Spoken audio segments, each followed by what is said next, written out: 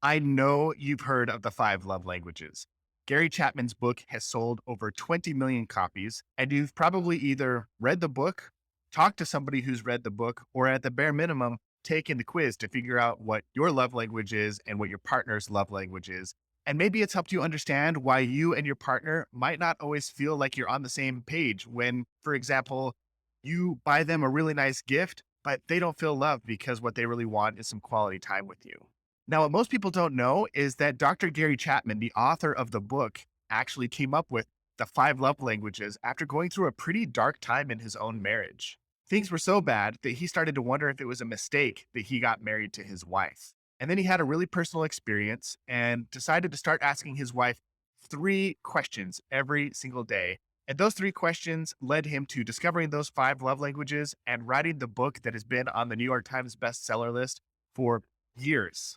Now, I got a chance to interview Dr. Chapman a couple years ago with my friend Melissa, and he told this story of how the love languages came to be and how he got his relationship out of roommate syndrome and subsequently discovered the five love languages. And I wanted to share that with you today. My wife's love language is acts of service. That's why this morning I unloaded the dishwasher, as I do every morning before I came to work. That's why I took the trash out, which I do every morning before I come to work. That's why after dinner tonight, I will load the dishwasher.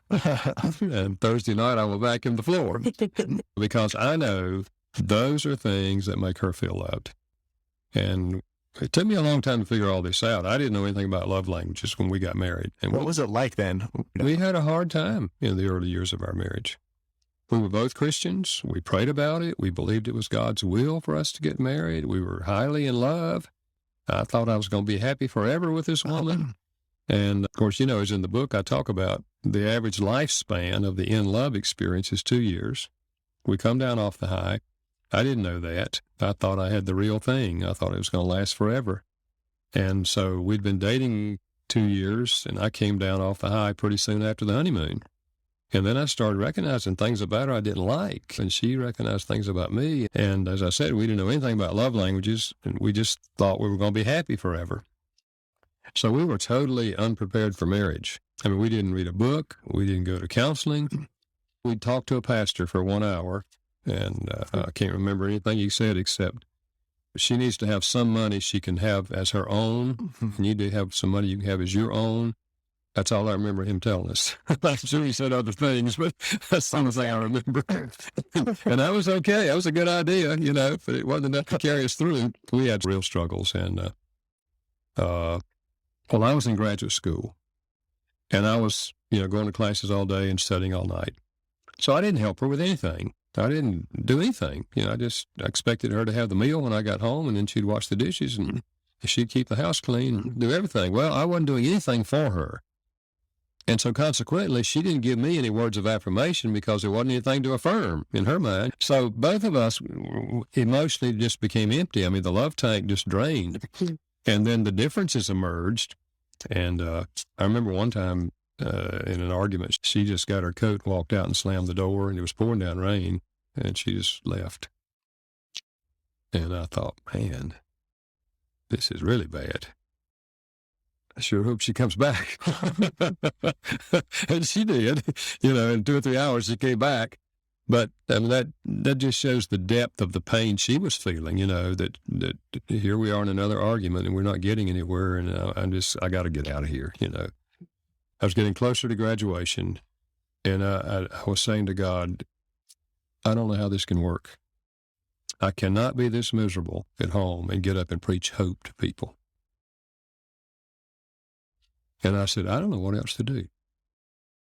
I don't know what else to do. And as soon as I prayed that prayer, there came to my mind a visual image of Jesus on his knees washing the feet of his followers. And I heard God say to me, that's the problem in your marriage. You do not have the attitude of Christ toward your wife. And it hit me like a ton of bricks, because I remember what Jesus said. He stood up and said, I'm your leader. And in my kingdom, this is the way you lead.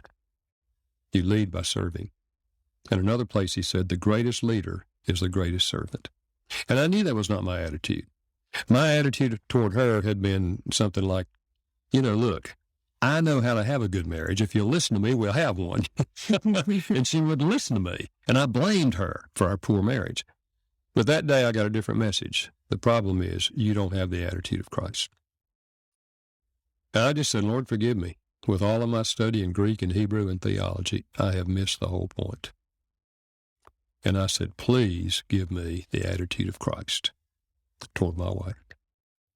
And in retrospect, it's the greatest prayer I ever prayed regarding my marriage because God changed my heart and I had a whole new attitude. And I started asking her basically 3 questions. How can I help you? Well, looking back on it, this is her love language.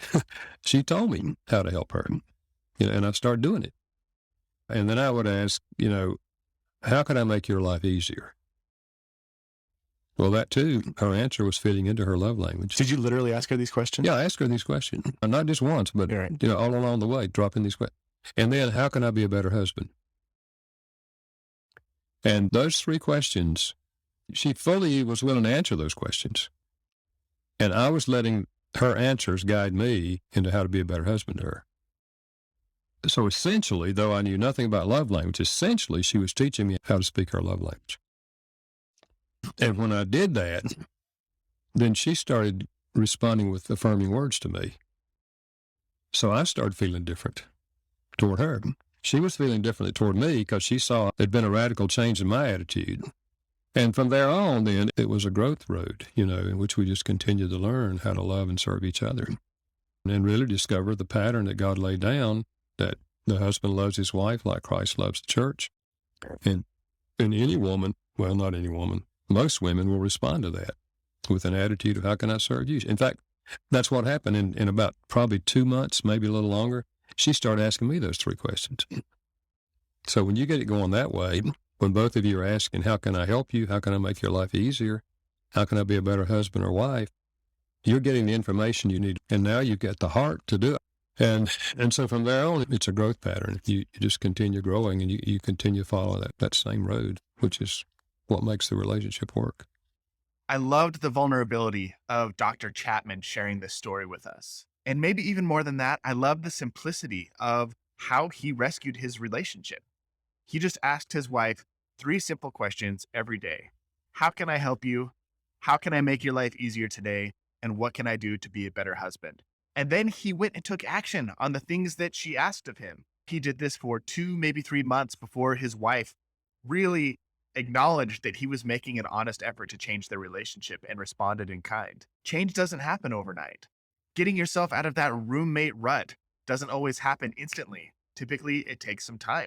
So keep that in mind going forward as you strive to improve your relationship. It's going to take some time. It's going to take some consistency. But also rest assured that this is normal. It is normal for your relationship to not be in a good place. Gary Chapman, the author of the most widely read relationship book of all time, struggled in his relationship. And if he struggled and even wondered whether or not he had married the right person or whether or not he should have gotten married at all, then was able to fix things and make them better and now be a shining light, an example to the rest of the world of how great marriage can be, imagine what you could do. So your assignment this week is to ask your partner those 3 questions. How can I help you? What can I do to make your life easier? And what can I do to be a better husband or wife? Do it every single day for the week and then take action on what they say and see how much better things are next week.